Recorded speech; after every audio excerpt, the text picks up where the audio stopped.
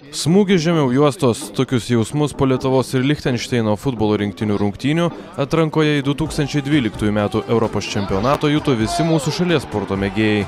Palaidotas viltis žengti toliau, gėdingas pralaimėjimas 100 pozicijų žemiau esančiai nacionaliniai komandai.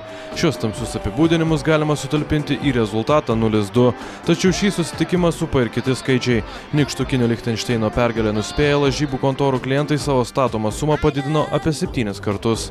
Daugeliui futbolą išmanančių gerbėjų rungtynių eiga vieno geriausių mūsų šalies futbolininkų Mariaus Stankevičiaus keitimas atrodo įtartini. Futbolo specialistai teigia, kad tokio rezultato tikėtis buvo galima. Negalima žaisti ir pralaimėti. Negalima. Visko gali būti, bet privalėjo laimėti rungtynes. Privalėjo pagal viską. Ne pagal žaidimą, aišku, bet pagal tai, kokia strategija yra šio turnyro.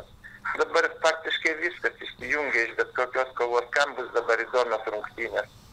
Lietuvos futbolo federacija teigia, kad jokios ataskaitos apie lažybas dėl šio mačo negavo. Tirti rungtynių eigos ir baigties taip pat nesiruošia. Jokio negavau.